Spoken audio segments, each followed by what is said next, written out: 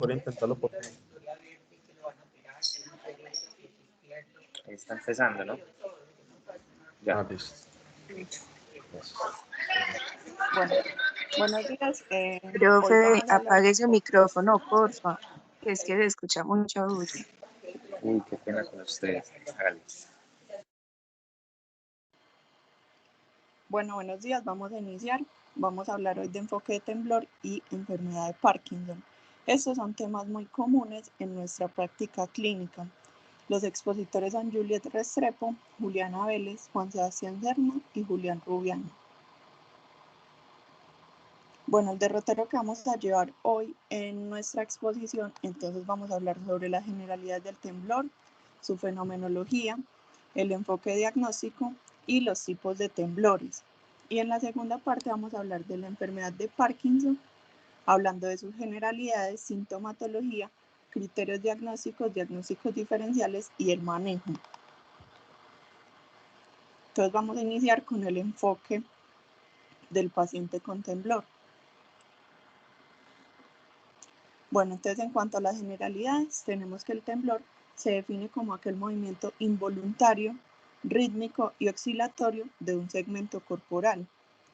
Y como datos adicionales tenemos que es una queja clínica bastante frecuente y que además el temblor es considerado un síndrome clínico, por lo que puede asociarse a múltiples etiologías. También debemos tener en cuenta que es fundamental hacer un seguimiento longitudinal de los pacientes. ¿Por qué? Porque es muy común que los pacientes requieran reclasificación en su diagnóstico. Ejemplo, un paciente inicialmente lo diagnosticamos con temblor y luego lo reclasificamos y nos damos cuenta que tiene un diagnóstico de Parkinson. Bueno, en cuanto a los mecanismos oscilatorios, entonces tenemos que gracias al avance de las técnicas neurofisiológicas y las neuroimágenes, se ha documentado que el sistema nervioso central, el principal implicado en el temblor es el tálamo, y en cuanto al sistema nervioso periférico, el principal implicado son las unidades motoras. Bueno, ¿cómo vamos a hacer el enfoque diagnóstico? Entonces el enfoque diagnóstico, como todo, vamos a hacer una historia clínica completa y detallada. Vamos a tener en cuenta la queja principal del paciente y su localización. La localización más común de los temblores es los miembros superiores. ¿Cómo que la queja principal y su localización? Entonces, por ejemplo, tenemos un paciente con temblor en las manos y él mismo lo logra identificar. Mientras que un paciente con un temblor cefálico, lo más factible es que él no lo identifique, pero personas externas a él le digan que él tiene este temblor. Otras quejas muy comunes de los pacientes es que tengan torpeza manual, que tengan alteración en la escritura y voz temblorosa. ¿Con qué vamos a continuar este enfoque diagnóstico? Entonces, debemos indagar el impacto del temblor sobre la vida diaria del paciente. Debemos observar el paciente desde antes que ingrese al consultorio para ver pues como todas las características. Y cuando ya el paciente ingrese al consultorio, debemos observar la expresión facial del paciente, buscando ¿qué? Buscando hipomimia, buscando espontaneidad de los movimientos, y debemos observar también la respuesta emocional del paciente a los síntomas, al referirnos los síntomas. ¿Por qué? Porque la mayoría de los pacientes están muy ansiosos y muy nerviosos porque piensan que tienen una enfermedad neurodegenerativa. ¿Cómo vamos a orientar el interrogatorio? Entonces no se nos puede olvidar preguntar por la edad de inicio de la patología, por historia familiar de temblor, sea Parkinson o distonía, por el tiempo de evolución que lleva esta enfermedad, por medicamentos o tóxicos que puedan empeorar el temblor, como la teofilina y el ácido valproico, por la condición de activación del temblor. Entonces, si es un temblor postural, que más adelante les vamos a explicar pues cada uno, entonces el temblor postural se va a activar en reposo o al hacer una actividad como lo es sostener un vaso, mientras que el cinético se va a activar en movimientos como cepillarse los dientes o afeitarse. Y el temblor de una actividad determinada pues se va a activar cuando hagamos esa determinada actividad. ¿Con qué debemos continuar? Debemos preguntarle al paciente por las regiones corporales que están afectadas. entonces serían, lo más común son los miembros superiores, como ya se los había dicho. Debemos preguntarle también si el paciente tiene otros síntomas neurológicos como lentitud, hipomimia, si ha caído frecuentemente, tiene posturas anormales del cuello o las extremidades.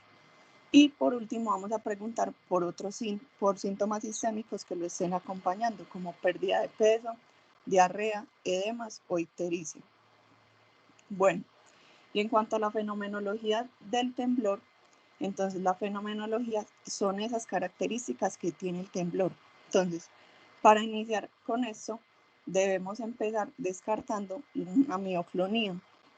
La principal mioclonía que debemos descartar es la polimioclonía, que esta tiene como características ser irregular y tener una apariencia de tipo sacudida.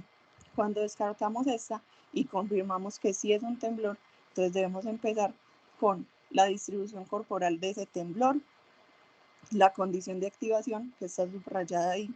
¿Por qué? Porque esa es la más importante. Debemos saber si el temblor se activa en reposo o si el temblor es de acción y aparece cuando hacemos una activación muscular voluntaria. La principal etiología del temblor en reposo, entonces, es el Parkinson. Mis compañeros más adelante les van a explicar todo acerca de él, pero como a grandes rasgos, el temblor de Parkinson típico, entonces va a tener como características que es asimétrico, que es unilateral, es distal, tiene una frecuencia de 4 a 6 Hz, se dan en los movimientos de prono y supinación, y las articulaciones más afectadas son las metacarpofalángicas. Bueno, también debemos describir la frecuencia del temblor y debemos describir el Juliana, patrón. dame un momento, porfa. Dale, profe. Vean, van a ver que durante toda la charla, entonces van a decir, digamos, los hertz, o sea, el movimiento oscilatorio en hertz. Realmente, pues eso en la práctica es muy poco práctico, valga la redundancia, pero es por lo mismo, porque es muy difícil decir cuántos hertz está ese movimiento. Normalmente lo dividimos eso, bueno, entonces lo comparamos porque la patología principal digamos, de este tema es el Parkinson. Entonces, si es un temblor similar al Parkinson, menos o mayor, hay patologías que dan un temblor mayor o menor que el Parkinson, el temblor esencial, el temblor rúbrico, pero entonces los hertz sí son importantes digamos, en las descripciones o en la parte académica, pero en la parte práctica definitivamente es muy difícil yo decir, esto tiene 7 Hz, pues digamos, hay mecanismos, aparatos, pero no, eso no lo utilizamos. Dale, sigue Juliana. Bueno, y ya después de mirar entonces la frecuencia del patrón de oscilación, tenemos acá esta tablita que es en la que vamos a observar la frecuencia que tiene el temblor. Según la frecuencia, entonces, el diagnóstico, que cómo vamos a medir la frecuencia, como el profe ya les dijo, entonces la vamos a medir en hertz o en oscilaciones por segundo. Entonces, en la tabla vamos a ver la medida de la frecuencia, que son los hertz, vamos a ver el diagnóstico asociado a esta frecuencia y las características de cada temblor, que las vamos a explicar a lo largo de la exposición. Entonces, ¿con qué vamos a continuar? Entonces vamos a hacer un examen neurológico.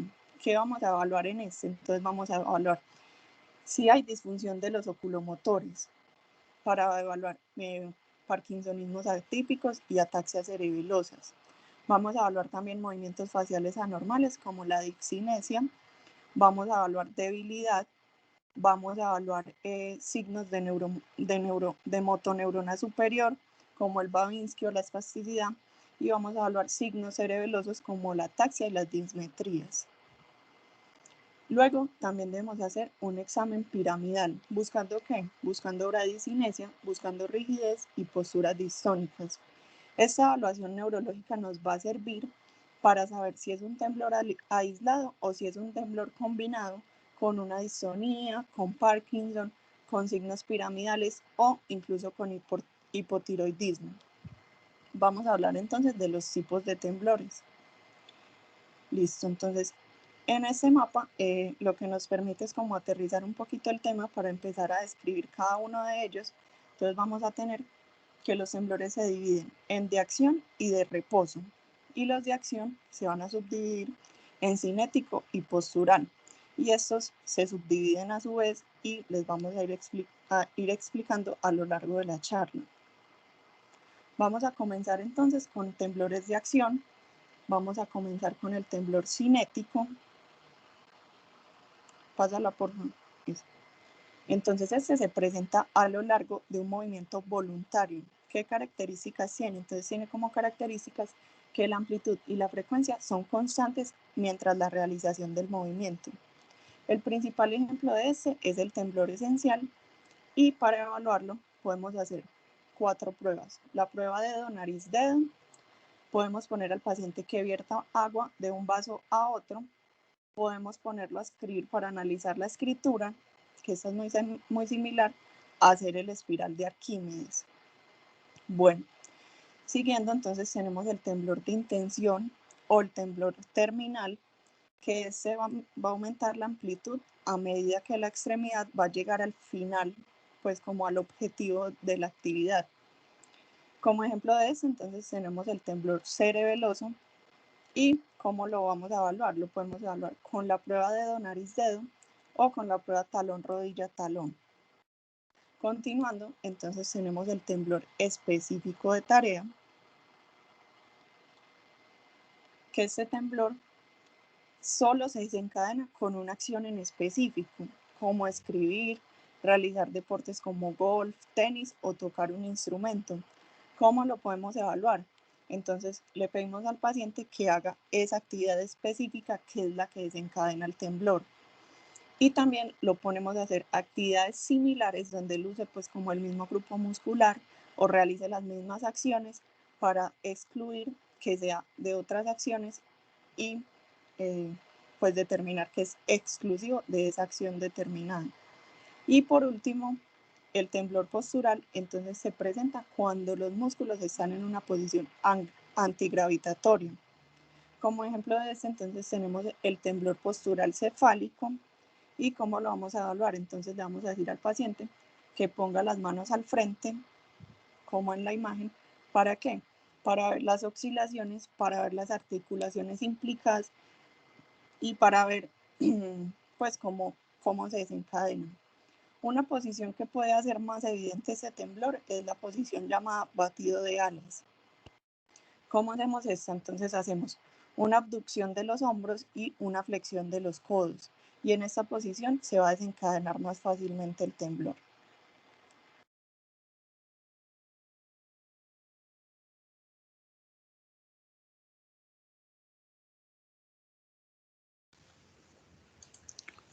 Listo, chicos, entonces vamos a continuar con más tipos de temblores.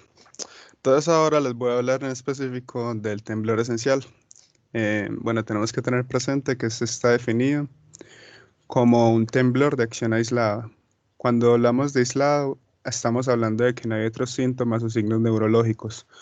¿Como cuáles? Como por ejemplo la ataxia, que es esa falta de control muscular o de coordinación de los movimientos voluntarios, o digamos al coger un objeto o así. El parkinsonismo, que mis compañeros pues les van a hablar de ello pues mejor. Sí, pero pues así como para resumirlo, para que vamos entendiendo el concepto: movimientos lentos, deterioro del habla, rigidez muscular. Bueno, también por ejemplo la distonía, el trastorno en los músculos pues que se generan como esas contracciones que terminan generando esos movimientos de torsión y anormalidades pues como en la postura. Y bueno, entonces tenemos que tener presente que la etiología o la patogénesis de cierta forma es inexplicable. Sin embargo, se dice que tiene un gran componente genético. ¿Por qué? Porque, por ejemplo, en la evidencia con estudios familiares se habla de que normalmente en estos pacientes hay un patrón de herencia dominante autosómica. También tenemos que tener presente que el temblor esencial se presenta normalmente en extremidades superiores, así como por ejemplo vemos en esta imagen animada. Normalmente se habla de la maduración del temblor esencial cuando es como mínimo, o sea, cuando lleva un tiempo de duración como mínimo de 3 años. También tenemos que tener presente que se puede pues también se puede presentar en otro tipo de localizaciones como por ejemplo la cabeza, que sería pues el temblor cefálico, que es ese, pues que se puede presentar de dos formas, puede presentarse con el patrón no, de manera horizontal o el patrón sí. O ya dependiendo, digamos, la evolución de la enfermedad, puede de cierta forma, pues verse de manera descontrolada. También se puede presentar en extremidades inferiores, en la voz. Y de pronto el temblor cefálico es como el que más se relaciona con el temblor esencial. Continúo. Aquí rápidamente vemos el temblor esencial plus. Prácticamente es el mismo temblor esencial, solamente que se le adicionan algunos signos neurológicos, que de cierta forma son pues como sutiles. Entonces tenemos que tener presente, por ejemplo, los que vemos aquí, que está, digamos, el leve desequilibrio. Y es que, por ejemplo, cuando nosotros le decimos al paciente que haga marcha en tándem, estaría, pues que sería como juntar el pie con la punta del otro pie. Vemos, y también con los ojos cerrados, vemos que es más notorio como ese desequilibrio. También las quejas de memoria, posturas distónicas dudosas, pues que ya la había explicado. Y así, también vemos, bueno, cuando antes de hablar, digamos, del tratamiento del temblor esencial, hagamos un pequeño como recorderis de lo que llevamos. Entonces tenemos que tener presente que el temblor esencial primero es un síndrome clínico. Se relaciona con varios síntomas.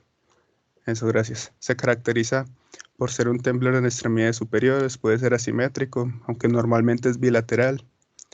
Tiene un componente, pues es cinético, es un temblor cinético, pero también puede tener un componente postural e intención. E incluso se dice que en pacientes de larga evolución se puede notar un temblor en reposo. Además de que, por ejemplo, el patrón normalmente que vemos en este temblor es de flexión-extensión, normalmente en las muñecas, como lo vimos en la imagen animada pasada. Ahora sí vamos a hablar del tratamiento. Entonces, en el tratamiento tenemos que tener presente algo, y es que lo inicial en todos los temblores es primero educar al paciente. Entonces, ahí nosotros le explicamos, digamos, el diagnóstico, y ya dependiendo de lo incapacitante que es el temblor, iniciamos o no el tratamiento farmacológico, como por ejemplo podemos ver en esta tabla. Entonces, el tratamiento farmacológico, pues, digamos, de primera línea es con betabloqueadores, de preferencia el propanolol. Y ya digamos también la primidona, que es un análogo del fenobarbital, o pues se utiliza como antipiléptico. Entonces tenemos que tener presente que el propanolol, al ser un antagonista competitivo de los receptores beta 1, normalmente, bueno, estos receptores adrenérgicos, normalmente lo que trata de hacer es como, o sea, mejor dicho, termina es generando una estabilidad como de membrana, sí, es una actividad estabilizadora de membrana. De cierta forma, esto no, o sea, lo que hace es como reducir, por decirlo así, la amplitud, o digamos como la frecuencia, o sí, la frecuencia, digamos, de los movimientos oscilatorios. Y es más específico también en los receptores beta 2 periféricos. Mientras que, por ejemplo, la primidona lo que hace es inducir una depresión del sistema nervioso central. Entonces, prácticamente lo que trata de hacer la primidona, y se complementa con el propanolol, es que eleva el umbral de las crisis y limita la propagación, pues, como de estas. Entonces, prácticamente lo que hace es como inhibir un poco el glutamato, que conocemos que es un potencial excitatorio, y hace que aumente el GABA, que es inhibitorio. Entonces vemos, digamos, bueno, estamos viendo que hay medicamentos también de segunda línea. Normalmente esos medicamentos de segunda línea se utilizan es cuando ya, digamos, hay un fracaso en la primera línea, o si, por ejemplo, los efectos secundarios de la primera, o si, por ejemplo, hay efectos secundarios en la primera línea, pues que son como anómalos, ¿sí? Y ya así como para mencionar, vemos también que hay un tratamiento quirúrgico. Entonces, el tratamiento quirúrgico es cuando no hay una tolerancia adecuada a los medicamentos, o simplemente se ve que no hay respuesta. Entonces, la literatura nos menciona que hay dos modalidades de tratamiento. La primera sería la estimulación cerebral profunda del núcleo ventral, intermedio del tálamo.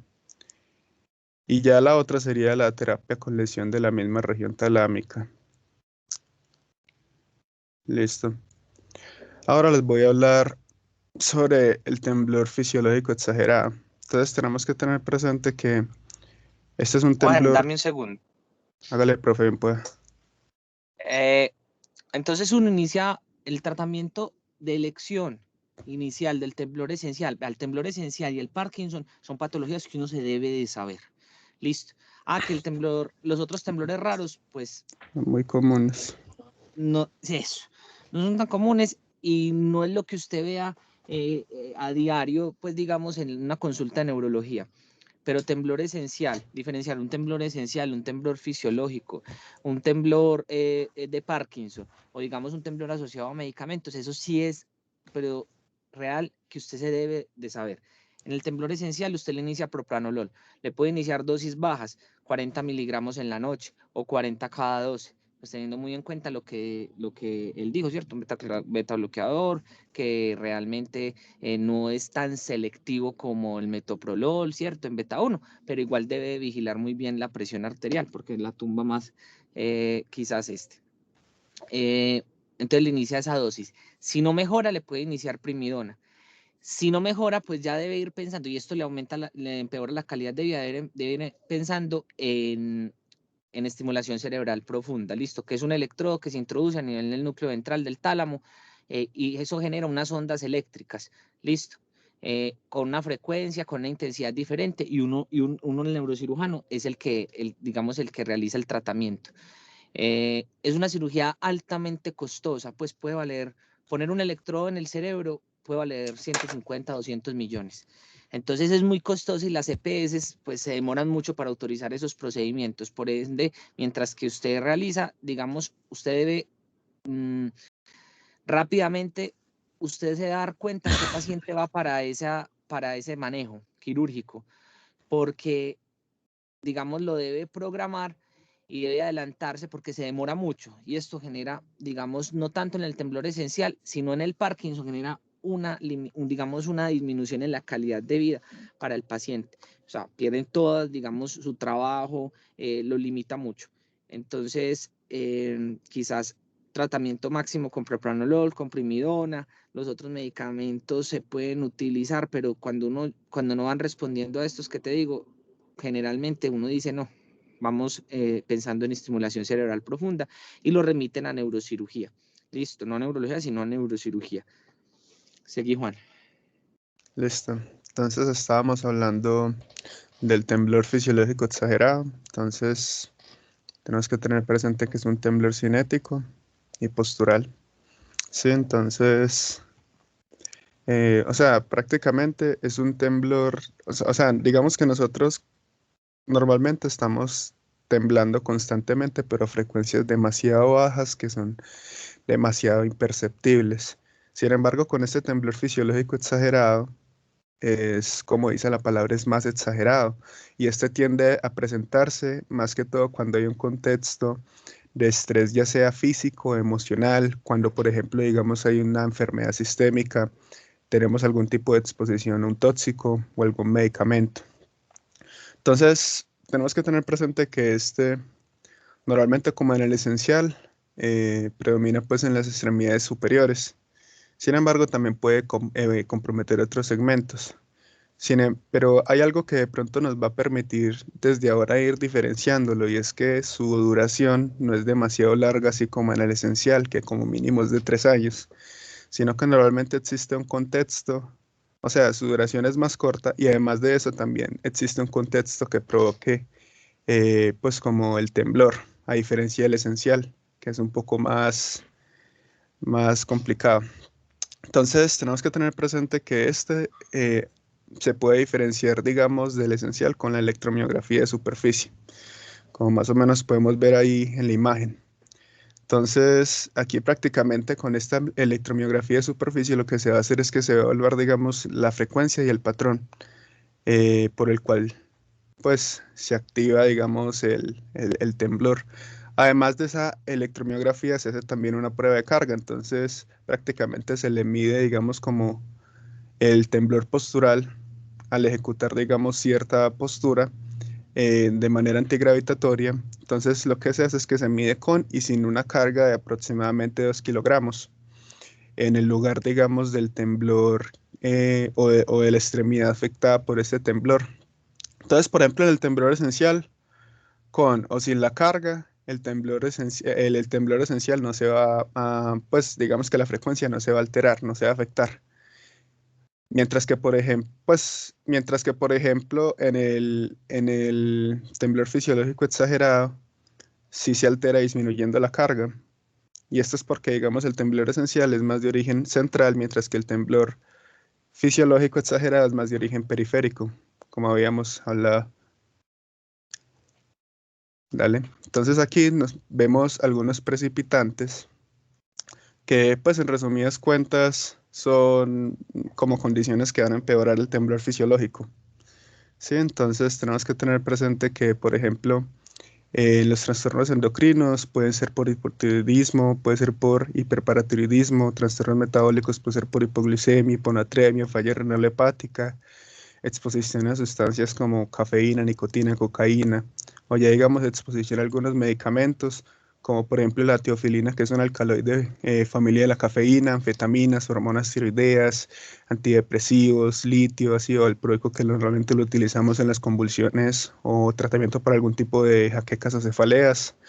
La amiodarona, que es un antiarrítmico, glucocorticoides, inmunosupresores, quimioterapéuticos y bueno, también demás medicamentos o ya digamos otras condiciones como por ejemplo condiciones de ansiedad, fatiga, exposición al frío y demás. Vamos.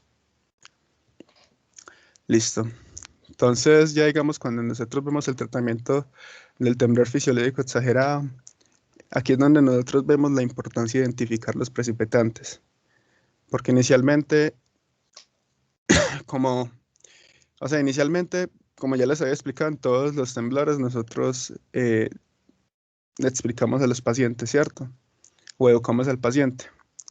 Entonces, lo importante aquí es prácticamente corregir la causa del temblor, o sea, los precipitantes, y ya digamos, si por ejemplo nosotros vemos que no es posible corregir la causa o algún precipitante, ahí empezamos a dar tratamiento de manera farmacológica, ya sea por ejemplo con el beta bloqueador propranolol, como el esencial, o por ejemplo benzodiazepinas, que se puede dar 2 a 10 miligramos de diazepam o 1 a 2 miligramos de lorazepam 3 o 4 veces al día, pues evitando que no sea de manera continua. Y ya digamos acá hay un pequeño apartado en el cual cuando por ejemplo hay temblor en reposo por medicamentos bloqueadores dopaminérgicos, que digamos que el paciente los tiene porque no, pues por tratamiento de algún tipo de enfermedad y no se le puede quitar. Entonces el tratamiento farmacológico, como por ejemplo en el Parkinson sería el carbidopa, levodopa, o digamos la mantadina, que es un antiviral, sí, es un antiviral que también se utiliza para tratamiento de Parkinson, o ya otros anticolinérgicos. Listo, entonces aquí hablando del temblor ortostático, es prácticamente un temblor que se presenta cuando el paciente está de pie. Este normalmente se presenta en las extremidades inferiores, su causa es desconocida, no hay como un tratamiento estándar o se dice que no hay como una cura para este. Sin embargo, cuando el paciente es demasiado sintomático, según la literatura, el medicamento que mejor ha actuado es el clonazepam. Sí, y ya pues también se puede utilizar benzodiazepinas, antiepilépticos como por ejemplo el valproato, la gabapentina o beta bloqueadores como el propranolol. Y digamos que nosotros aquí, pues algo que me pareció muy curioso es que por ejemplo al hacer el examen físico, nosotros al palpar y auscultar los gastronemias se siente como el sonido de esas contracciones rápidas. Y esto sería lo positivo para el signo del helicóptero, pues porque se escucha literal como un helicóptero. Continúa. Aquí rápidamente es hablar del temblor primario de la escritura, que es más focalizado, digamos, ese temblor a la hora de escribir, Sin embargo, hay un debate porque primero, antes de diagnosticar esto, se tiene que ver si el paciente realmente tiene un temblor esencial o si es un temblor distónico, como por ejemplo vemos en la imagen de abajo, ya que, eh, pues, o sea, de pronto lo más importante aquí es que este temblor es bastante incapacitante, entonces nosotros antes de poder diagnosticarlo tenemos que primero diferenciar si es el uno o el otro. Dale. El temblor de Holmes, que pues como el profesor ahorita mencionó, antes se le llamaba temblor rubral. Es un temblor que es como una combinación, porque es un temblor de reposo, también es postural y también es de intención. Pues que tiende a relacionarse más con signos cerebelosos, como por ejemplo dismetría, que es cuando hay una extremidad más grande que la otra, o por ejemplo disartria, que es cuando por ejemplo hay dificultad a la hora de articular sonidos o palabras. Y esto normalmente tiende a darse en los tractos, pues tiende a darse la lesión en los tractos de salida del cerebelo, específicamente en el mesencéfalo y en el diencéfalo. Y por ejemplo, la literatura, una de las cosas que dice acerca de su etiología es que puede ser o por lesiones vasculares, puede ser por trauma, puede ser por tumores, puede ser por esclerosis múltiple. Y normalmente el diagnóstico, pues como de manera más acertada, es con resonancia magnética contrastada. El temblor cerebeloso, este es como el que más relacionado está con el temblor de intención que ya mi compañera le había explicado. Sí, entonces prácticamente, prácticamente, así como para recordar, es cuando, digamos, la amplitud o sea, cuando por ejemplo, digamos, nosotros extendemos los brazos, ¿cierto? Ya cuando nosotros vamos a llegar al final del trayecto, ahí es donde se empieza a sentir más el temblor. Sí, entonces eso está más relacionado como es, con signos clásicos cerebelosos, como por ejemplo ataxias espinocerebelosas, eh, digamos, también enfermedades inflamatorias, lesiones focales, puede darse también por lesiones más estructurales. Ya digamos como con respecto a los signos clásicos, puede presentarse ataxias, puede presentarse dismetría, disdiacocinesia, que recordemos que es el trastorno de la capacidad, pues como al hacer los movimientos alternativos rápidos, por ejemplo, en la mano de pronosupinación, sí, disartria, discinesia y así. Continúa.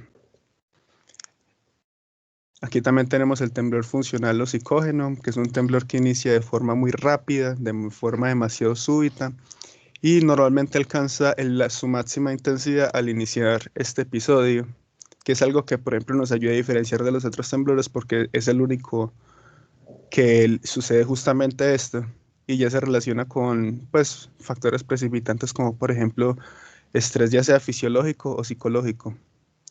Entonces, de pronto lo más característico es que este puede cesar con maniobras de distracción. ¿Cómo así? Por ejemplo, nosotros al hacer movimientos rítmicos con la extremidad contralateral a la que presenta el temblor, por ejemplo, yo tengo el temblor en la mano derecha y yo hago esa maniobra de distracción, esos movimientos rítmicos en la mano izquierda, normalmente, eh, pues puede que el temblor anormal, digamos, o sea, pueda disminuir o cesar. Sí, y esto es lo que se le conoce como la maniobra de atrapamiento y nos permite identificar más estos temblores, porque de cierta forma es de origen más psicógeno, ¿sí? Ya que un temblor de origen orgánico no se modificaría. Ya con el tema del tratamiento, pues explicar, digamos, a los pacientes todo este tema de la educación y todo, pero más que todo se pide esa ayuda, apoyo, perdón, por psiquiatría, porque puede ser, digamos, más como, o sea, más que todo es para manejo como de algún tipo de enfermedad mental, porque puede estar relacionada. Y aquí las conclusiones que se las dejo pues como para que ya cada uno la lea cuando estemos estudiando y y van a continuar mis compañeros. Muchas gracias.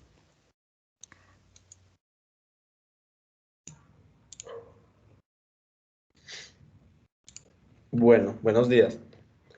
Entonces, creo que ya tenemos como tal un enfoque íntegro de lo que es un paciente con temblor y evidentemente hace parte de esta charla la enfermedad de Parkinson, por obvias razones, ya que es una frecuente causa de temblor, pero que no se limita solamente a un temblor. Entonces vamos a abordar como tal esa entidad. A manera introductoria, entender que la enfermedad de Parkinson se describió por primera vez en el año 1817 por el doctor James Parkinson en su monografía clásica llamada Un ensayo sobre la parálisis temblorosa. Esta enfermedad también se conoce como una parálisis agitante. Bueno, la enfermedad de Parkinson es una enfermedad neurodegenerativa, así como por ejemplo la enfermedad de Alzheimer. Entonces, evidentemente, va a ir progresando y va a afectar estructuras tanto del sistema nervioso central como el periférico y se va a asociar a síntomas tanto motores como no motores, que lo vamos a ir abordando durante la charla. Algunas generalidades sobre la enfermedad es que es la causa número 1 de parkinsonismo. Más adelante entenderemos que lo que es el parkinsonismo y que tiene diferentes causas, pero la principal es la enfermedad de Parkinson idiopática, que es la neurodegenerativa.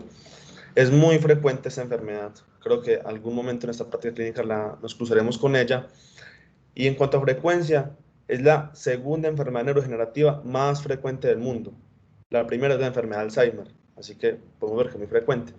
Acá tenemos una imagen de un anciano con temblor, que esta imagen ejemplifica dos cosas.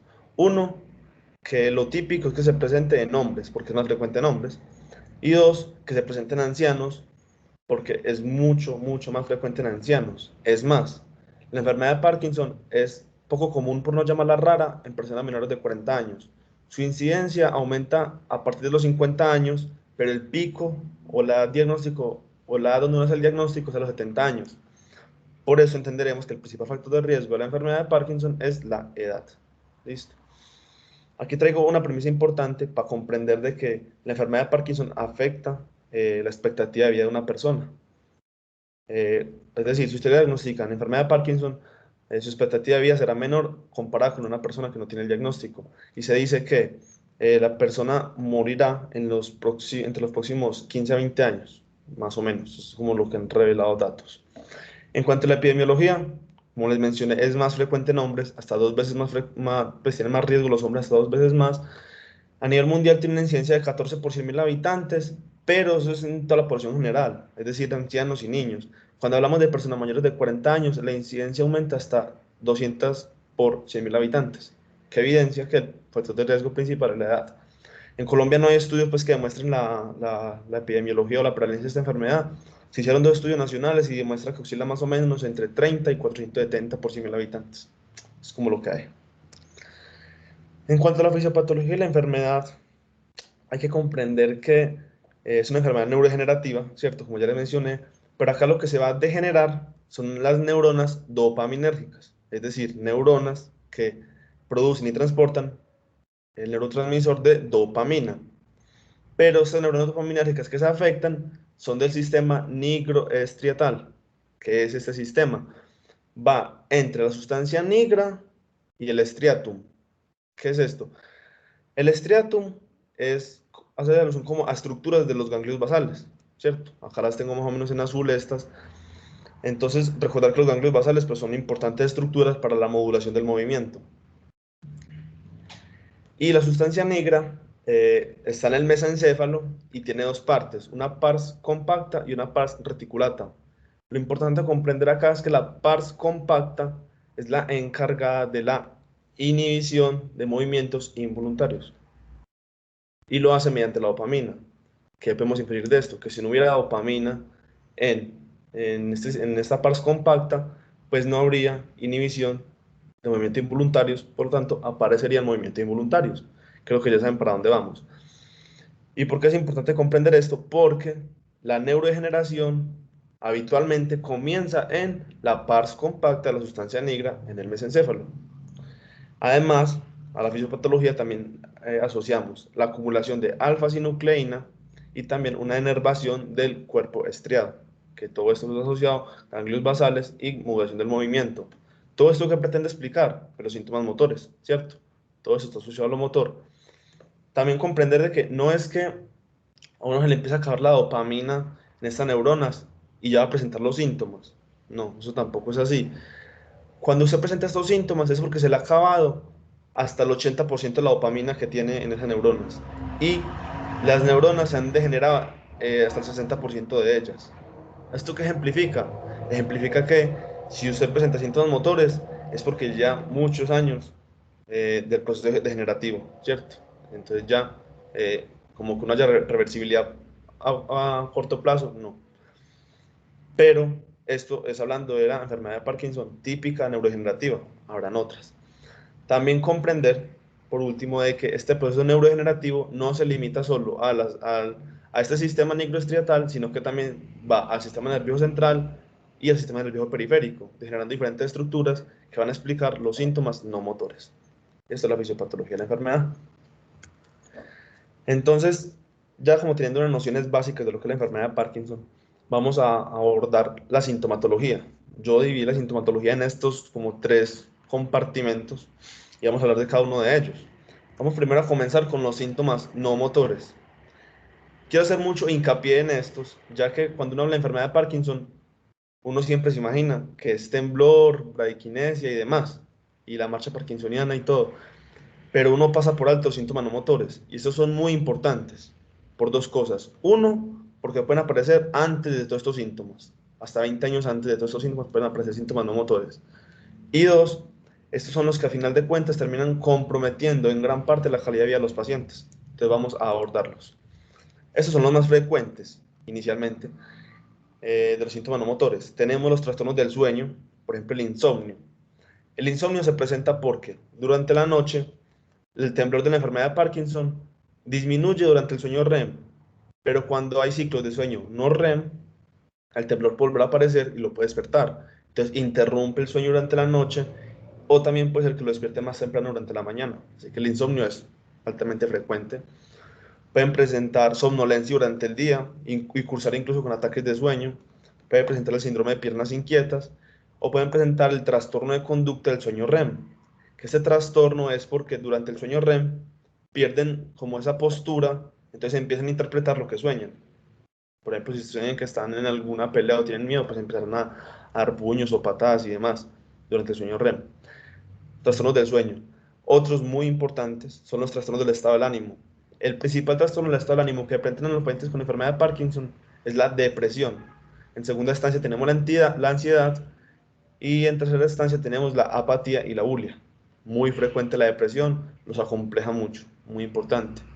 También tenemos otros síntomas no motores de disfunción autonómica en los que se encuentran el estreñimiento, hipotensión ortostática, síntomas urinarios como poliaquiuria, urgencia urinaria e incontinencia de urgencia, disfunción sexual o bien ser hipersexual, tener disfagia o diaforesis. Tenemos otros síntomas no motores que es la disfunción olfativa. También es muy frecuente que se cursen con hiposmia o anosmia o con alteración de la discriminación de olores. Puede presentar fatiga, pues como síntomas generales puede presentar fatiga y dolor. El dolor puede ser un dolor lancinante o urente que puede presentar en cualquier parte del cuerpo, puede ser generalizado, presentarse en articulaciones, en cabeza, en abdomen, demás. Los pacientes con enfermedad de Parkinson pueden desarrollar una demencia. Eso es importante. La clase pasada, que era de demencias, lo abordaron, solamente volver a mencionarlo, y es que la demencia por cuerpos de Levy es muy difícil diferenciarla porque la demencia por cuerpos de Levy tiene, además de la demencia, síntomas de parkinsonismo. Y pues estamos en una enfermedad que es el parkinsonismo y que puede cursar con demencia. Así que las dos son muy similares. ¿Uno cómo podría diferenciarlas? Podría diferenciarlas de la siguiente manera, y es que si el paciente se presenta con demencia y parkinsonismo al mismo tiempo, uno puede decir que tiene demencia por cuerpos de Levy. Pero para decir que es por enfermedad de Parkinson, primero presentan los síntomas de Parkinson y al menos luego de un año presenta la demencia. Ahí uno puede decir que la demencia es por enfermedad de Parkinson. También puede presentar psicosis y alucinaciones, principalmente visuales, y algunos hallazgos dermatológicos que se han descrito, por ejemplo, la dermatitis seborreica, y que tienen el doble de riesgo para melanoma. ¿Qué quiero hacer o resaltar acá? De que últimamente se introdució un concepto que es enfermedad de Parkinson prodrómica, y se refiere a síntomas no motores que aparecen antes del parkinsonismo. Listo, como que advienen la llegada de los síntomas de Parkinson. Entonces, por ejemplo, ¿qué tenemos? Que, por ejemplo, se ha presentado estreñimiento hasta 20 años antes de la enfermedad, trastorno del comportamiento del sueño REM hasta 10 años antes, y durante estos 20 años se va a presentar depresión, hiposmia, fatiga, somnolencia, ¿cierto? Entonces podemos ver que primero puede cursar con síntomas no motores y luego más adelante pues aparecerán los síntomas de Parkinson. Ahora sí vamos a ver lo típico de la enfermedad, que son los síntomas motores, que conocemos como parkinsonismo. También se conocerá como síndrome parkinsoniano o manifestaciones cardinales de la enfermedad de Parkinson. Se denomina parkinsonismo a 3 manifestaciones cardinales: bradiquinesia, temblor y rigidez. Abordaremos cada una de ellos. ¿Listo? Pero hay una cuarta que también es una manifestación cardinal, también lo es, pero esta ocurre de manera tardía en el curso de la enfermedad, es decir, no aparece al inicio, sino más avanzada la enfermedad. Por eso no se incluye como un criterio diagnóstico, por eso se dice que parkinsonismo son estos 3, porque esta aparece más adelante, entonces no es como que uno lo tenga presente para el diagnóstico. Pero hay que resaltar de que si una persona presenta inestabilidad postural desde el inicio de la enfermedad, uno debe pensar que no es neurodegenerativo, sino que es otra cosa que está causando todo ese parkinsonismo. Pensamos en un parkinsonismo atípico o secundario a otra cosa. Ojo, quiero resaltar esto, y es que, como les mencioné al principio, esto de parkinsonismo, listo, la causa número 1 es la enfermedad de Parkinson neurodegenerativa, ¿cierto? Que la conocemos, pero no debemos pasar por alto que hay muchas otras causas que pueden dar parkinsonismo. Por ejemplo, los medicamentos antagonistas dopaminérgicos como la metoclopramida, el haloperidol, otros antipsicóticos como la risperidona. También pueden ser enfermedades cerebrovasculares, parkinsonismos atípicos y parkinsonismos genéticos. Quiere decir que hay muchas otras causas de parkinsonismo y no siempre debemos pensar que tiene un parkinsonismo, ya hemos diagnóstico de enfermedad de Parkinson, sino que lo primero es descartar otras causas, que es lo que va a abordar la compañera Juliet más adelante. Y una premisa importante para comprender los siguientes síntomas es que el síndrome parkinsoniano típico se caracteriza por iniciar de forma asimétrica, es decir, como en la imagen, se inicia primero en una extremidad, luego con la progresión de la enfermedad pues afectará a la otra extremidad, ¿cierto? Y también otras estructuras del cuerpo. Entonces vamos a abordar cada uno de los síntomas del parkinsonismo. Entonces el primero es la bradiquinesia, ojo, no el temblor, el primero es la bradiquinesia, porque la bradiquinesia es la característica más común de la enfermedad de Parkinson, esa es la más común. La bradiquinesia es una lentitud generalizada del movimiento, entonces vamos a abordarla como por segmentos. En los brazos se manifiesta inicialmente como una disminución de la destreza manual de los dedos. ¿Cómo se puede manifestar eso? Por ejemplo, que refiere a que no es capaz de abotonarse la camisa, o le cuesta mucho por la lentitud, o que por ejemplo no es capaz de dar un doble clic, porque un doble clic es rápido y pues como tiene lentitud no va a ser capaz. En las piernas vamos a encontrar lo típico de la marcha parkinsoniana, que vamos a encontrar que arrastran las piernas, tienen pasos más cortos y tienen una sensación de inestabilidad. Por eso podemos ver la marcha que aquí se ve en la imagen animada. También pueden definir no solamente la marcha, sino que, bueno, referenciar no solamente la marcha, sino que tengan dificultad, por ejemplo, para levantarse de una silla o para salir de un automóvil. En la cara, esta lentitud generalizada se manifiesta como disminución de la expresividad facial. ¿Qué quiere decir esto? Hipomimia, y esto pues se conoce como el signo de poker face o cara de póker o de máscara. Se ve así, son totalmente hipomímicos, es explicado por la bradiquinesia, y también pues habrá disminución del parpadeo. También podemos encontrar que hay una voz de tono bajo y temblorosa, taquifemia se llama. Como no tienen buen movimiento de los labios y la lengua, pueden tener disartria, por lo cual no podrán articular bien las palabras, pueden tener disfagia por alteración de los músculos de la deglución, y como no hay músculos de la deglución, pueden acumular más saliva y se manifestará como cialorrea. Eso en cuanto a la bradiquinesia. En cuanto al temblor, tenemos que es un síntoma que se presenta en hasta el 80% de los pacientes y que durante el curso de la enfermedad aparecerá hasta en el 100% de ellos. Eso quiere decir que sí o sí, casi siempre tendrán temblor. ¿Y qué es el temblor de enfermedad de Parkinson? Les mencionaré lo típico. Lo típico es un temblor de reposo, como mencionaron mis compañeros al comienzo, que el temblor de reposo básicamente se limita a enfermedad de Parkinson. El temblor de reposo, pues su nombre lo dice, pero es más notorio cuando el cuerpo está sostenido por la gravedad y no está involucrando ninguna actividad intencional, ¿cierto? Y el típico temblor que se presenta es el temblor en cuentamonedas o pill rolling, que es el que vemos acá, es como si estuviera contando monedas. Ojo, luego más adelante pues podrá cursar no solamente con temblor en reposo, sino con temblor postural o temblor con acción.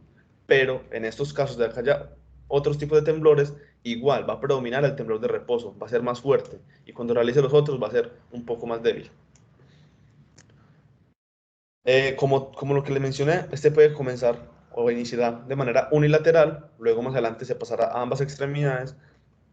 Y el temblor no solamente se limita a las manos, sino que también se puede presentar en piernas, labios, mandíbulas y lengua.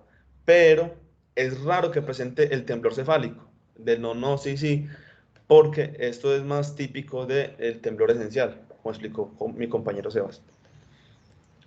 El tercer síntoma de presentación tenemos la rigidez. Bueno, rigidez habla de algo rígido y es porque cuando le hacemos maniobras, porque son movimientos pasivos, le hacemos maniobras, evaluamos que hay aumento de la resistencia. Está rígido, ¿cierto? Aquí podemos encontrar lo siguiente.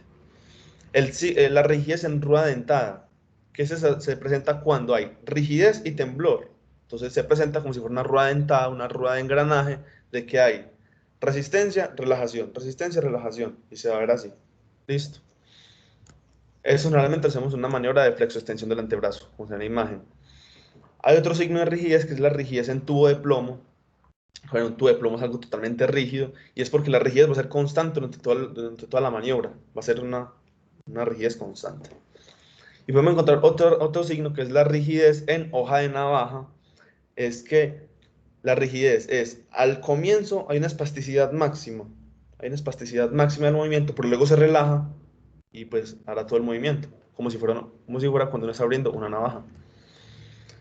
Y bueno, recalcar de que tanto la rigidez como el temblor como la bradykinesia se presentarán inicialmente en la misma extremidad y luego progresarán a ambas extremidades.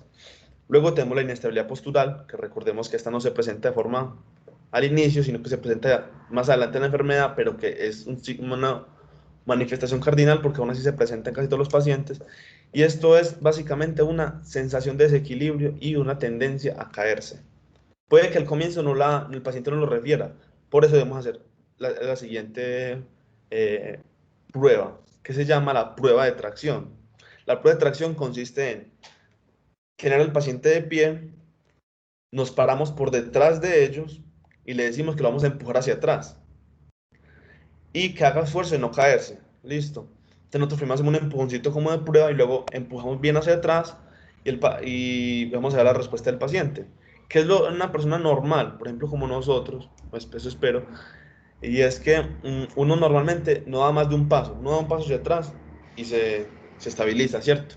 Pero una persona que tiene inestabilidad postural probablemente dé muchos pasos hacia atrás o incluso se caiga, no tenga mucho desequilibrio y pueda caerse.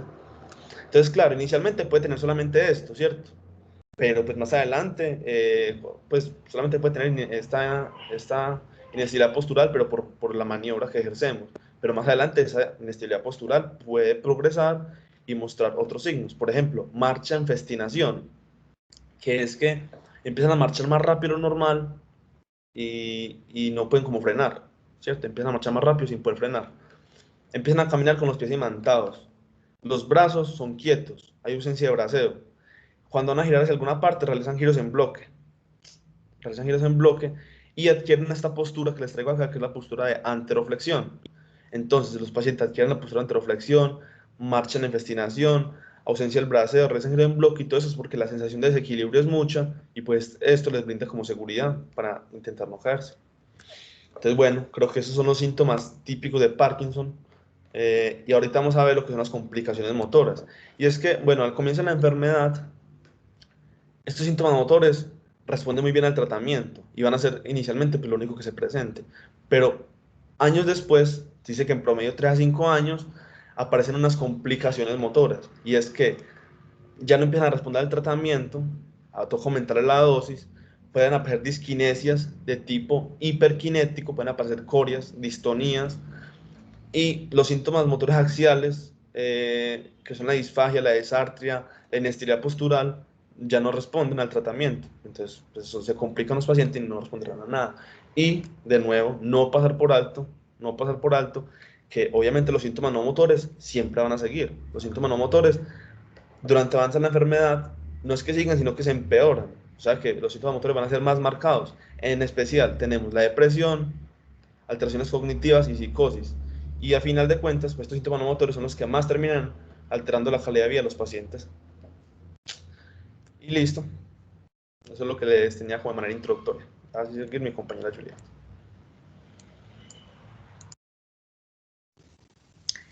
Buenos días. Bueno, yo realmente tengo problemas con el internet, entonces voy a desconectar la cámara para poder optimizar como tal el audio. Y si no, pues me dicen para conectarme por el celular. Y vamos a hablar entonces sobre el enfoque de que tenemos que tener en cuenta para nosotros diagnosticar la enfermedad de Parkinson. Recordarles, ¿alguien habló? Yo, Hola, profe.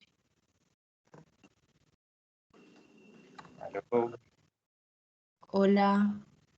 Juliet, pero ¿y por qué no intentas con la cámara prendida? Pues porque es que eso te afecta a tu nota. En fin, en una charla Bueno. súper bien, una charla que está muy buena, que es como para un 5 todos, para que no te dañen la nota. Pensaría yo, es una recomendación, claro que si decís, no, yo quiero con la cámara apagada, pues está bien.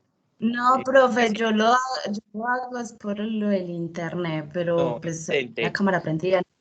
Yo empiezo que Listo. intente para que no se dañe la nota. Bueno, profe, la voy a dejar prendida. Bueno, entonces como les contaba antes de empezar, debo recordarles que para nosotros diagnosticar la enfermedad de Parkinson, eso es un reto para los médicos, debido a que ya como lo ha mencionado mi compañero, hay otras enfermedades que me pueden generar un síndrome parkinsoniano y entre ellas la principal causa es la enfermedad de Parkinson. Por eso, para el 2015, la Sociedad Internacional de Parkinson y Trastornos de Movimiento publicaron unos criterios del 2015, en cual estos criterios se basan en 4 pasos. Así lo vamos a abordar en estos 4 pasos. Les resalto 2, que son los criterios de exclusión absoluta y las banderas rojas, es debido a que no que sean los más importantes.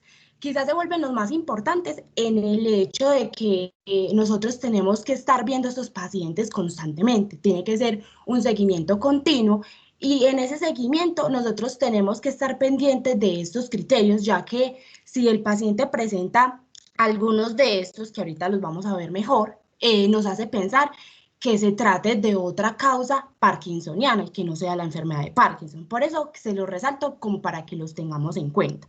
Entonces, como les digo, antes de abordar cada uno de estos criterios, para que no nos vayamos a confundir, porque aquí se habla de tratamiento y pues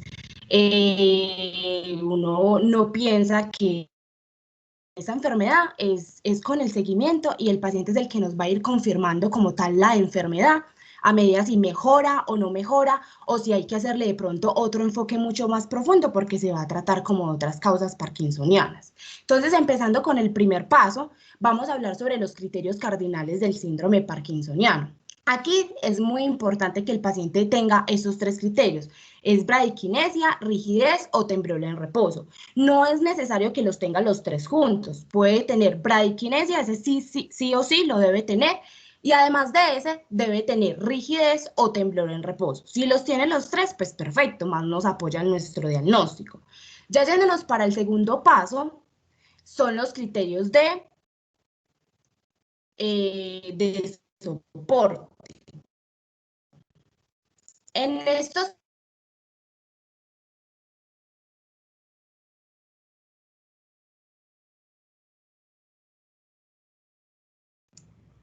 Julie, Hola.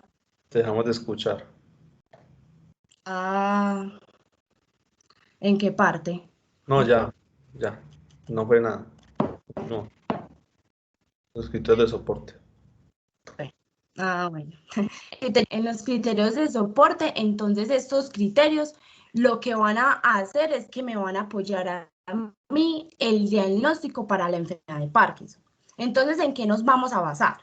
Primero, en que el paciente tenga una respuesta clara y benéfica en cuanto al tratamiento. El tratamiento va a ser dopaminérgico, como ahorita lo vamos a ver mejor, es levodopa, pues digamos, si es el caso, aquí vamos a hablar de levodopa. Entonces, generalmente en sus fases iniciales el paciente va a tener una buena recuperación de su funcionalidad, pero también puede suceder otras respuestas. Una es que el paciente mejore, pero cuando se le aumenta las dosis, o empeore cuando se le disminuye, por ejemplo, la dosis de levodopa, o sea, el medicamento dopaminérgico que utilice el paciente.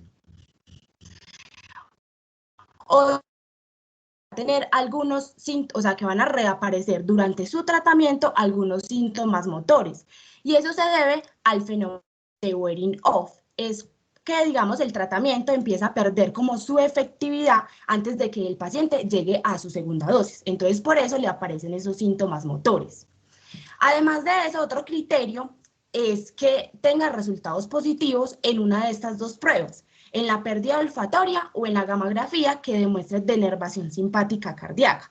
Ahorita pues en las ayudas diagnósticas vemos mejor eso.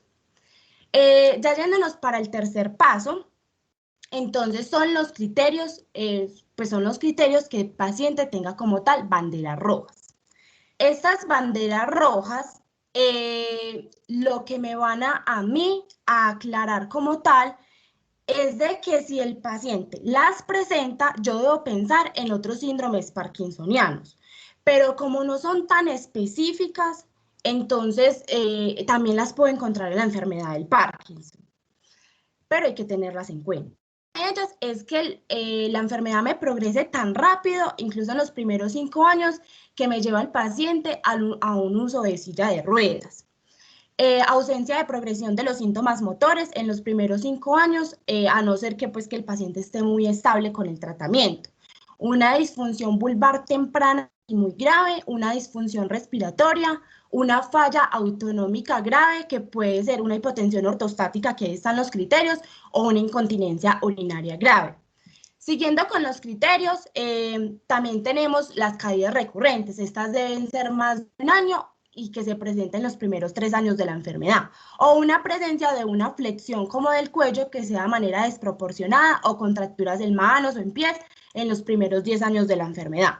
Además, sabemos que los pacientes con enfermedad de Parkinson presentan unos síntomas no motores y son característicos de esta enfermedad, pero aquí no van a ver ninguno de estos síntomas. Entonces, esta y las otras que les acabo de decir, debemos pensar más fácil en otras causas parkinsonianas, no excluyendo tampoco tan fácil al Parkinson.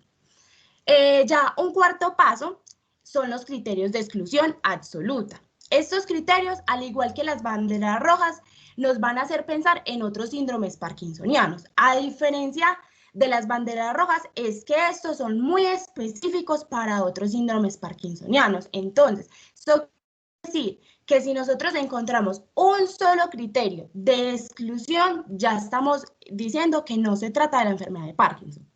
Uno de esos son anormalidades cerebelosas, parálisis de la mirada vertebral con una variante comportamental, que el parkinsonismo solo se limite a las extremidades inferiores en los primeros 3 años de la enfermedad, o que el paciente esté utilizando un fármaco que me bloquee los receptores o que me disminuya como tal la dopamina, y que además se asocie con el inicio de los síntomas. Siguiendo con los criterios de exclusión, también que el paciente no tenga una buena respuesta a dosis, por ejemplo, de levodopa que sea mayor a 600 miligramos al día, que tengan alteración de la sensibilidad cortical, y además que en las neuroimágenes funcionales, si contamos pues con ella, que tengamos como tal una alteración en el sistema dopaminérgico presináptico, o que haya otra condición alternativa y que me explique como tal los síndromes, las manifestaciones clínicas del síndrome parkinsoniano, y que sea diagnosticada por un experto. Entonces ya lo que sigue esos criterios, porque realmente son muy extensos, entonces lo vamos a hacer con estas 4 preguntas. ¿El paciente presenta criterios del síndrome parkinsoniano? Entonces, si la respuesta es no, o sea, si el paciente no tiene braquinesia o rigidez o temblor en reposo, entonces debemos decir que se trata como de otra causa. Pero si la respuesta es sí, nos vamos a ir para 2 niveles de certeza. ¿Es una enfermedad de Parkinson clínicamente establecida o probable? Sea una de esas dos. La diferencia entre ambas es que cuando hablamos de establecida, en la mayoría, o sea, un 90%, ya estamos hablando de un diagnóstico de Parkinson confirmado. Y es debido a su alta especificidad con esta enfermedad. Entonces, si la respuesta es sí, entonces estamos con cualquiera de los dos. Por eso nos tenemos que hacer una segunda pregunta. ¿El paciente presenta criterios de exclusión absoluta? Si la respuesta es no, entonces nos podemos ir para alguno de estas dos. Pero si la respuesta fuera que sí, acordemos que cualquier criterio de exclusión con solo uno, ya hablamos de otros síndromes parkinsonianos. Entonces, seguimos que la respuesta es no. Entonces, nos vamos para una tercera pregunta. ¿El paciente presenta banderas rojas? Entonces, si el paciente presenta banderas rojas, debo preguntarme cuántas. Y si no tiene, pues entonces nos vamos para una clínicamente establecida. Si el paciente tiene, nos vamos para una probable. Pero si el paciente tiene más de 2 banderas rojas, ya nos salimos de la enfermedad de Parkinson. ¿Qué sucede con la clínicamente probable? Que cuando el paciente tiene banderas rojas, que máximo pueden ser 2, esas banderas rojas deben ser soportadas o, digamos, compensadas por un criterio de soporte. Por eso, esa sería nuestra cuarta pregunta. ¿Cuántos criterios de soporte? Entre más criterios de soporte tenga el paciente, sean cualquiera de los dos niveles de certeza, es mucho más para nosotros apoyar este diagnóstico. Entonces, esa sería como la aplicación. Ya entonces, siguiendo con diferenciando, pues los enfermedad de Parkinson, están nuestras ayudas diagnósticas. Como les dije, eso va de acuerdo al enfoque que nosotros vamos realizando con el paciente, si responde o no. Está, por ejemplo, las pruebas de laboratorio, cual mandamos función tiroidea, paratiroidea, hepática, que nos hablan de otros síndromes parkinsonianos, o también podemos pensar en una enfermedad de Wilson. Lo que sucede con esta enfermedad de Wilson es en pacientes que sean menores de 50 años y además tengan síndrome parkinsoniano. Es muy importante tenerla en cuenta porque si se trata esta enfermedad de Wilson, el paciente puede, digamos, como curar su síndrome parkinsoniano. Entonces, Dolores, ahí les dejo como los tests que se hacen, pero lo importante de esta es que tiene muy baja especificidad por el hecho de que ya sabemos que hay otras enfermedades que me pueden generar alteraciones en el olfato o incluso el mismo envejecimiento, sabiendo que el factor de riesgo principal para la enfermedad de Parkinson es la edad, entonces por eso tiene muy baja especificidad. En cuanto a las neuroimágenes, no es que rutinariamente nosotros vamos a mandar un TAC o una resonancia magnética. Es cuando nosotros pensemos en un diagnóstico diferencial, que se trate de un accidente cerebrovascular, de una hidrocefalia, esa hidrocefalia es generalmente de presión normal, o que el paciente tenga algún signo neurológico. Si es un típico caso de enfermedad de Parkinson, no hay necesidad de mandarle neuroimágenes debido a que estas usualmente se van a encontrar normales, o quizás con alguna atrofia cortical, pero el resto van a ser normales. Ahí les dejo las funcionales. Realmente hago énfasis como en la última, que es la gama, en la de soporte, debido a su alta especificidad con la enfermedad de Parkinson, que nos permite diferenciarles de otros parkinsonismos. Lo importante de esta diapositiva es que no hay ninguna prueba ni de laboratorio, ni de imagen o alguna que les haya dicho vaya a confirmar el diagnóstico de la enfermedad de Parkinson. Muchos de ustedes se pueden preguntar, entonces no existe un estándar de oro o alguna prueba para confirmar el diagnóstico. Quizás un examen neuropatológico, pero pues obviamente en la clínica no nos va a servir y es muy invasivo para el paciente. Entonces, nuestro estándar de oro para nosotros diagnosticar la enfermedad de Parkinson son los criterios y la evolución del paciente. Siguiendo entonces con los diagnósticos diferenciales, hay varios, se los voy a en la tabla de banderas rojas porque ahí aparece cuál es específico de cada uno. Lo principal es que estos diagnósticos diferenciales se van a confundir como tal, es en las fases iniciales de esta enfermedad de Parkinson. Les resalto el parkinsonismo de origen farmacológico porque muchas veces se puede olvidar. Y generalmente un paciente con una edad pues, mayor a 65 años no solamente va a venir con Parkinson, sino con otras enfermedades en las cuales tenemos que tener en cuenta otros medicamentos que utilizan, las dosis y si se relaciona con los síntomas. Eso es como lo importante de esto. En cuanto al tratamiento, aquí nos vamos a limitar a los síntomas motores de la enfermedad. Esos son los que realmente nosotros vamos a poder intervenir, porque no existe alguna terapia neuroprotectora o alguna terapia que me modifique el curso de la enfermedad. Entonces, vamos estos medicamentos van a actuar de 3 formas. Unos de forma presináptica, otros de forma sináptica y los otros de forma postsináptica. En la imagen A, por ejemplo, podemos ver cómo actúa el medicamento de forma presináptica, que es la levodopa. La levodopa, entonces, es un medicamento dopaminérgico que es precursor de la dopamina. Levodopa generalmente va a otro medicamento que es inhibidor de la dopa descarboxilasa periférica, que es la carbidopa. Por eso generalmente nosotros vemos levodopa, carbidopa. Eso se hace con el fin de que la carbidopa, al inhibir esa enzima, permite que no se metabolice a nivel periférico la levodopa y así aumente su disponibilidad en el sistema nervioso central. Y así va a disminuir como tal los efectos adversos también de la levodopa. Ese sería entonces el primero. El segundo son los que actúan de forma sináptica, como los IMAO, que al inhibir la enzima monoaminoxidasa, esta degrada como las aminas como tal. Entonces, al degradar, por ejemplo, la dopamina, pues entonces no vamos a tener dopamina, pero al inhibirla, entonces aumenta su disponibilidad en el espacio sináptico. El tercero son los agonistas dopaminérgicos, como podemos ver en la imagen B. Lo que van a hacer es que van a estimular como tal los receptores, especialmente los de dopamina, que son los que necesitamos. Al saber eso, entonces nos vamos a tener 2 opciones para saber cuál de los tratamientos usar, ¿cierto? Entonces, eso va a ser dependiendo. Si es un paciente joven que tenga una discapacidad como mínima o leve, vamos a utilizar mejor los IMAOs o agonistas dopaminérgicos, que son como menos potentes, para disminuir como tal los efectos adversos, que ahorita vamos a ver que pues van a haber complicaciones motoras como lo hemos tratado durante toda la charla. Y en los pacientes con discapacidad moderada o ya muy severa, o sea, que los limiten a desarrollar como tal su vida, entonces vamos a utilizar levodopa. Y ya sabemos que va generalmente con carbidopa. Además de nosotros tratar eso, pues de tratarlos con medicamentos, vamos a estimular que el paciente haga ejercicio físico, haga estrategias de neurohabilitación, pues las que tienen mejor evidencia, por ejemplo, ha sido el baile, el boxeo, el yoga o algún ejercicio que lo genere rutinariamente, ha tenido muy buen beneficio para estos pacientes.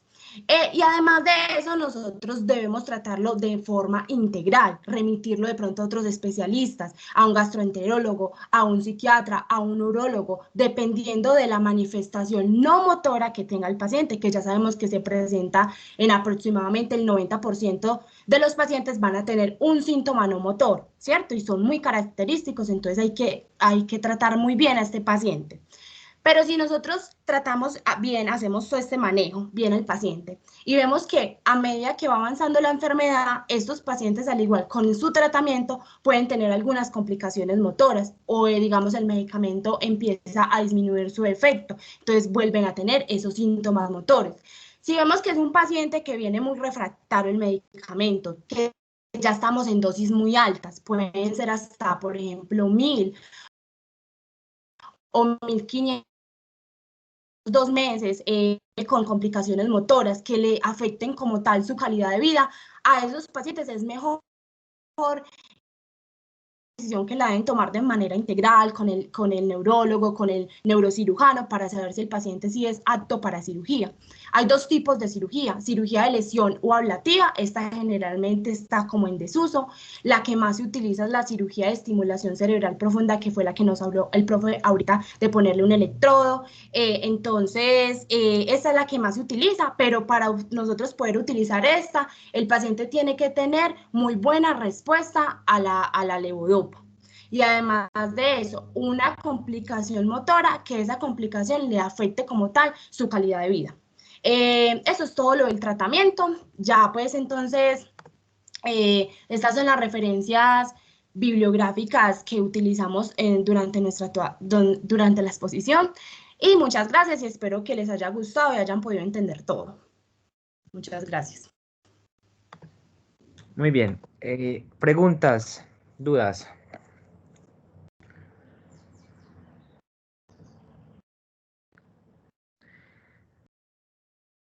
Muchachos, bueno, solamente me queda decirle qué buena charla, pues en todo. O sea, la verdad, de las mejores charlas que he visto de esta patología, incluso pues del semestre. Muy buena charla en todo, en tiempo, en coordinación entre todos, en, en ponentes, en estructura, en bibliografía, pues realmente pues un tema muy largo también. O sea, casi todos los temas son largos, esto suena como redundante, pero, pero este tema tampoco es fácil de, digamos, de explicar porque tienen mucho contenido, pero creo que abarcaron un muy buen contenido de todos los documentos con nuevas referencias de up-to-date, bueno, en fin, animaciones. Me parece muy buena esta charla, o sea, obviamente todos tienen 5, siquiera Juliet prendió la cámara y funcionó. Todos tienen 5. ¿Preguntas, dudas? Listo, muchachos. Feliz fin de semana. Que descansen. Bueno, profe, muchas gracias. Bueno, muchas gracias. Dale, chao. Que estén bien. Gracias, Profe, muchas profe. gracias, hasta luego y gracias a todos.